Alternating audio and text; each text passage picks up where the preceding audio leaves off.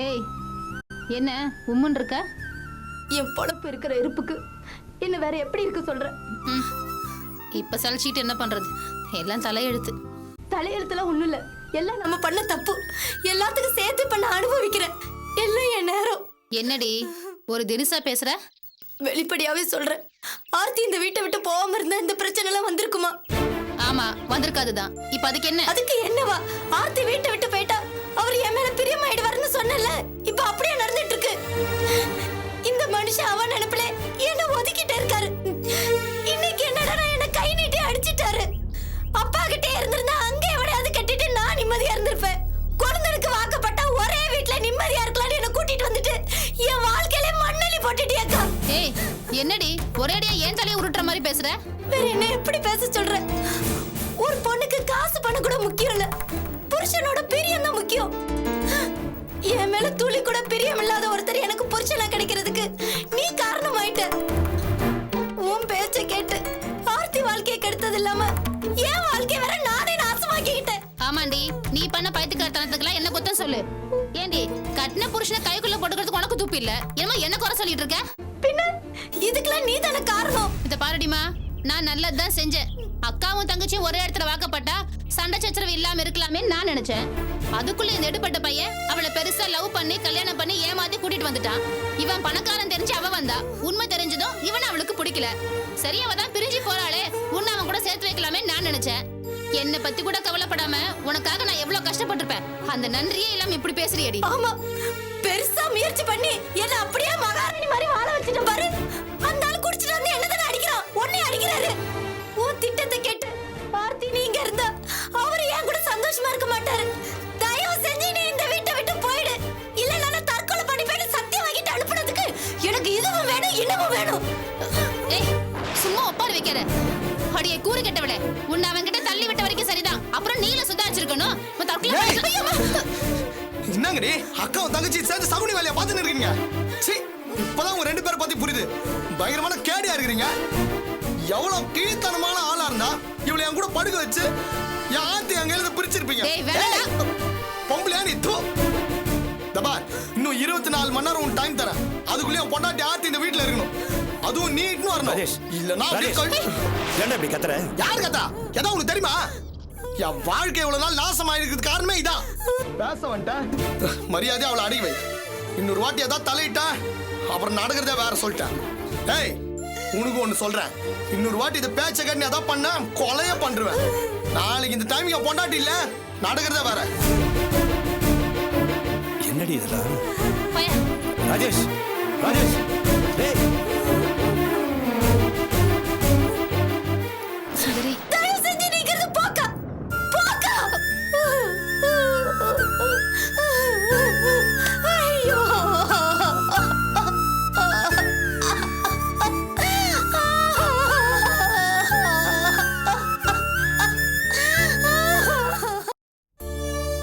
வேண்டாம் சித்தி, நீங்க குடிங்க.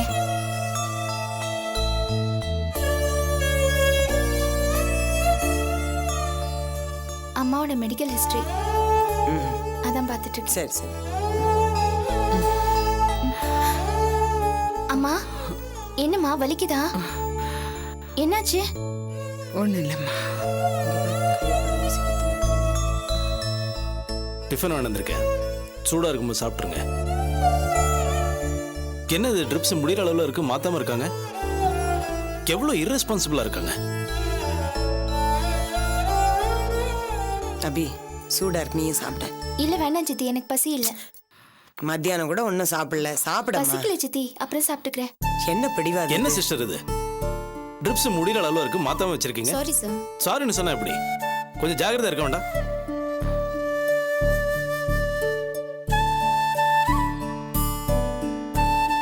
உடனே மாத்த வேண்டாம், ஒரு 10 நிமிஷத்துக்கு அப்புறம் மாத்துங்க.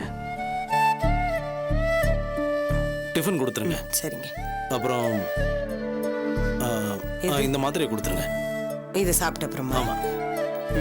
நீங்க சாப்பிடலையா? நான் பாத்துக்கிறேன். அவி, நீ டிஃபன் சாப்பிடுற?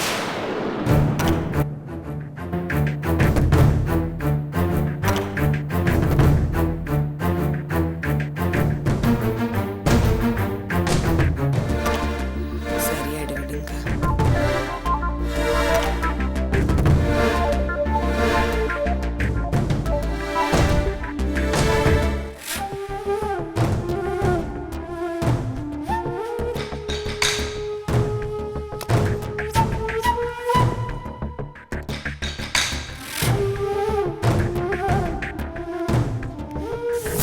என்ன அபி, வந்து டிஃபன் சாப்பிடு. வேண்டாம். இல்ல சூடா இருக்கும்போது சாப்பிட்டாதான் நல்லது. வந்து சாப்பிடு. வேண்டான்னு சொல்றேன்ல. தலைவலிக்குதா? நான் போய் மாத்திரை வாங்கிட்டு வந்துட்டுமா? ஐயோ பாஸ்கர், இந்த மாதிரி விழுந்து விழுந்து ஏன் வேலை செய்றீங்க? வலிய வந்து பிரியம் காட்டுறீங்களே ஏன்? என்ன அபி, நான் அப்படி எதுவும் செய்யலையே. இதெல்லாம் ஒருத்தருக்கு இயல்பா வரணும், அப்பதான் நல்லா இருக்கும். உங்களை மாதிரி வழிஞ்சுக்கிட்டு வலுக்கட்டாயமா வர வச்சுக்கிட்டு இந்த மாதிரிலாம் பண்ணா எரிச்சல் தான் வரும். அபி, உங்க மனசுல எந்த விதமான எதிர்பார்ப்புகளை வச்சுக்கிட்டு இந்த மாதிரிலாம் நடந்துக்கிறீங்கன்னு எனக்கு நல்லா புரியுது. நான் என்ன முட்டாளா? நமக்குள்ள எல்லாமே தீர்ந்து போச்சு பாஸ்கர். நான் வேற மனநிலையில இருக்கேன். நான் வேற மாதிரி வாழணும்ன்ற துடிப்புல இருக்கேன். புரியுதா? என்ன உங்களோட ஃப்ரேம்ல கொண்டு வர முயற்சியை தயவு செஞ்சு விட்டுருங்க. என்ன முயற்சின்னு அது இதுன்னு பேசுற? நான் அடுத்தவங்களுக்கு உதவி செய்யக்கூடாதா? அடுத்தவங்களுக்கு உதவி பண்ற பழக்கம் சில பேருக்கு இயல்பா இருக்கும். அவங்க ரத்தத்திலேயே அது கலந்திருக்கும். அப்படிப்பட்டவங்க யாருக்கு உதவி பண்ணாலும் அதுக்கான பிரதிபலனை யோசிக்கவே மாட்டாங்க.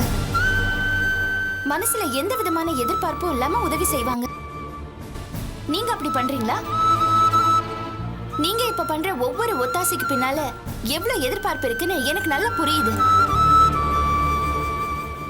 நான் என்னோட மனநிலையை தெளிவா சொல்லிட்டேன் பாஸ்கர். சோ எங்களுக்கு உதவி பண்ணி அது மூலமா என்னை இம்ப்ரெஸ் பண்ணவோ இல்ல கமிட் பண்ணிக்க நினைக்கிறதோ டோட்டல் வேஸ்ட். புரிஞ்சு நடந்துக்குங்க. அபி ஒரு நிமிஷம்.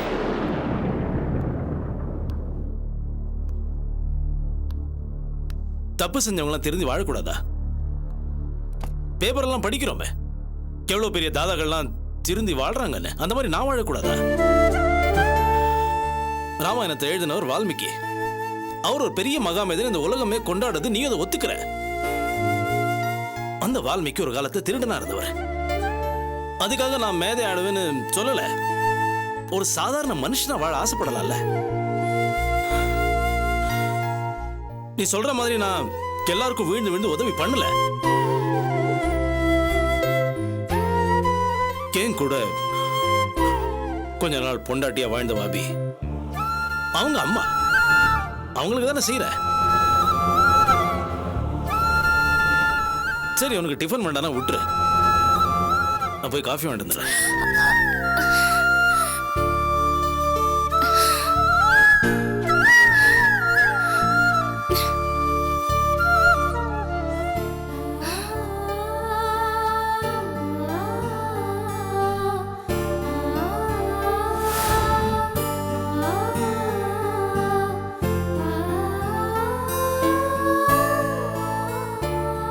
பொண்டாட்டியா இருக்கிறதுக்கு தகுதி இல்லாதவன் நீ. ஆயிருந்தா இருந்தாலும் நீ அன்ஃபிட்.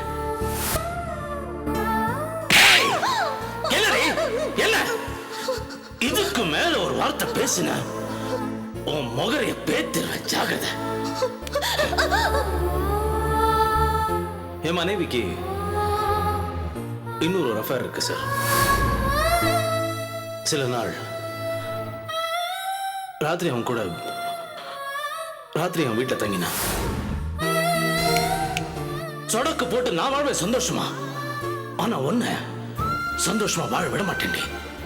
அதை பார்த்து நான் சந்தோஷப்படுவேன், ரசிப்பேன். நீ ரத்த கண்ணீர் வடிக்கிறாட்டி.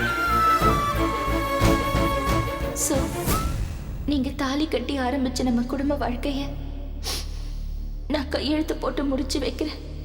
ஏய், முடிஞ்சிச்சுன்னு சந்தோஷப்படாதே. உன்னை சந்தோஷமா இருக்க விட மாட்டேன். நீ எங்க போனாலும் துரத்துவேன், அவமானப்படுத்துவேன்.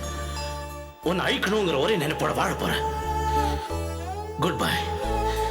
It's good bye and good returns to all this old rubbish.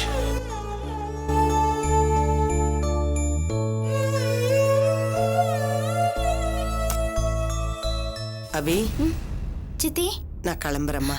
என்ன சித்தி கிளம்புறீங்க? வீட்டுல பசங்க வேற தனியா இருக்காங்க. இந்த மனுஷன் கலாட்டா பண்ணிட்டு இருப்பாரு. நான் போயிட்டு காலையில வீட்டுக்கு வந்துடுறேன். சரி. ஒத்தாசிக்கு தான் பாஸ்கர் இருக்காரு. நான் வரட்டா? பத்திரம்.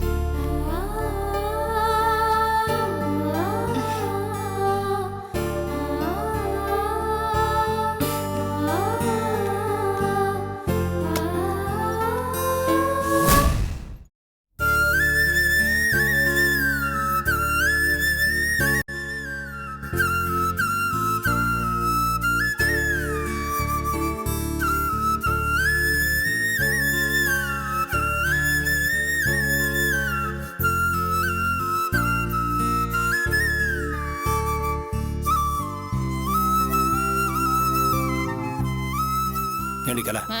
இதெல்லாம் உனக்கு தேவையா? என்ன நான் போய் சம்பாதிச்சிட்டு வரேன், அதை வச்சு ஒழுங்கா கொடுத்தனம் பண்ணி புள்ளைய வளர்க்கறத விட்டுட்டு எதுக்கு நீ வேண்டாத வேலையெல்லாம் பண்ணிட்டு இருக்க? யா சும்மா வாய முடியா? என்னமோ எல்லாரும் என்னையே குறை சொல்லிட்டு இருக்கீங்க. நான் அப்படி என்னைய தப்பு செஞ்சேன்? நீ நிறைய பைத்தியக்காரத்தனம் பண்ணியிருக்க. உன் தங்கச்சி தான் ராஜேஷ் கூட வாழணும்னு ஒரு கணக்கை போட்டு ஆர்த்தி வீட்டு விட்டு துரத்துறதுன்னு ஏகப்பட்ட வேலைகளை பண்ணியிருக்க. ம்ம். நீ பண்ண காரியத்தில் இப்போ என்னாச்சு? என்னாச்சு? அங்கே ஆர்த்தி வாழ வேண்டியா இருக்கா, இங்கே உன் தங்கச்சி வாழ்ந்தும் வாழாம இருக்கா. இந்த ராஜேஷ் என்னடானா ஆர்த்தியை நினைச்சு குடிச்சு குடிச்சு கெட்டழிஞ்சு போயிட்டான். இல்லைனா மட்டும் அவன் நீ ஆர்த்தியை பிரிச்ச பாவம் என்னவோ சுந்தரி வயித்துல உண்டான கருவும் அழிஞ்சு போச்சு.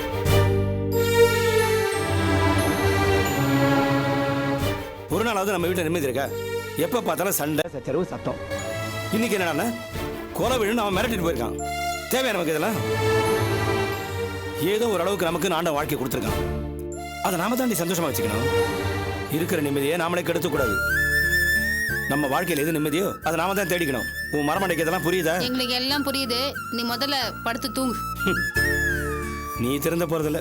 நீ தூங்கியா முதல்ல? ஆமா, ஆரம்பிச்சிட்ட உபதேசம் பண்றதுக்கு. கடவுளே, எந்த ஜென்மத்துல நான் பண்ண பாவமோ இப்படிப்பட்ட ஒரு ஆம்பளைய நான் புருஷனா கட்டிக்கிட்டேன். சே, ஒன்னத்துக்கு லாய்க்கு இல்ல. நல்ல வெட்டி நாயம் பேச சொல்லு, வாய்க்கு நீங்க பேசிட்டு இருப்பாரு.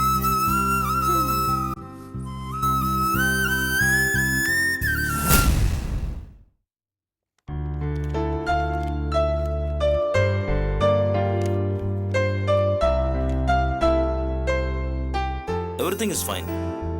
நீங்க இன்னைக்கே டிஸ்சார்ஜ் ஆயிடலாமா? நீங்க உங்க பில்லை செட்டில் பண்ணிட்டு இன்னைக்கே கூட்டிட்டு போயிடலாம். Okay, thank you doctor. ஒரு முக்கியமான விஷயமா, நீங்க மனசை ரிலாக்ஸ்டா வச்சுக்கணும். அது இவங்க கிட்ட மட்டும் இல்ல, உங்க குடும்பத்துல இருக்கிற எல்லாருக்கும் அந்த பொறுப்பு இருக்கு. இவங்க வருத்தப்படுற மாதிரி பேசவோ நடந்துக்கவோ கூடாது. Okay doctor. ஓகேவா? இவங்கள மன ரீதியா அமைதியா வச்சுக்க வேண்டியது உங்க கடமை. Okay doctor. ஓகே ஓகேம்மா, நீங்க கிளம்பலாம். All the best. Thank you doctor. Thank you. Thank you so much. சரிம்மா, நான் பில்லை செட்டில் பண்ணிட்டு வந்துடுறேன்.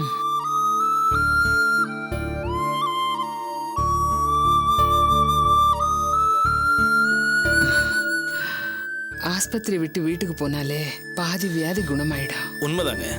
ஹாஸ்பிட்டல்னாலே டென்ஷன் தானே. போகிற வழியில் ஏதாவது ஒரு கோயிலுக்கு போயிட்டு போயிடலாமா? கோயிலுக்கா? ஆமாங்க, நீங்கள் நிம்மதியாக இருக்கணும், ரிலாக்ஸாக இருக்கணும் டாக்டர் சொன்னார்ல. அதான் ஏதாவது ஒரு கோயிலுக்கு போய் அர்ச்சனை பண்ணி முடிச்சுட்டு போயிடலாம்.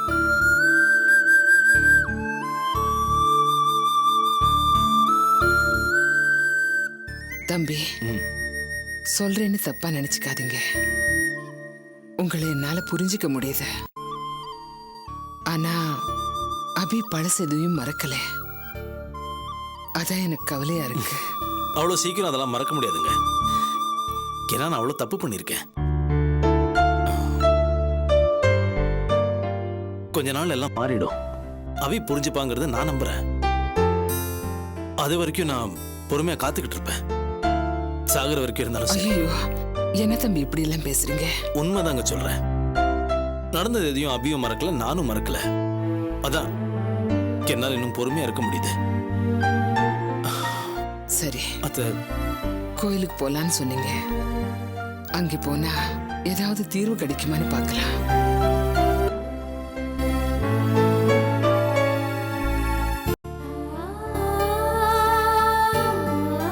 அம்மா, நான் பில் கட்டிட்டேன். வா கிளம்பலாம். அபி, ஆ, என்னம்மா? போகும்போது கோயிலுக்கு போயிட்டு போலாம் அபி. கோயிலுக்கா? அம்மா, வீட்டுக்கு போலாமா? இப்பதானே டிஸ்சார்ஜ் ஆயிருக்கேன். தேவையில்லாம அலைஞ்சி எதுக்கு உடம்புக்கு எடுத்துக்கணும்? இன்னொரு நாள் கோயிலுக்கு போலாம். இல்ல அபி, அவங்க எந்த பிரச்சனையும் இல்லாம நிம்மதியா இருக்கணும் இல்லையா? அதுக்காக தான் கோயில் போயிட்டு ஒரு அர்ச்சனை பண்ணிட்டு போலாம். அதுக்கு எதுக்கு கோயிலுக்கு போகணும்? பிரச்சனை தரவங்கள, மன நிம்மதியை கெடுக்கிறவங்கள பக்கத்துல சேர்க்காம இருந்தாலே போதுமே. என்ன அபி இது விதண்டவாதம்? இப்ப என்ன நீ கோயிலுக்கு கூட்டிட்டு போறியா இல்லையா?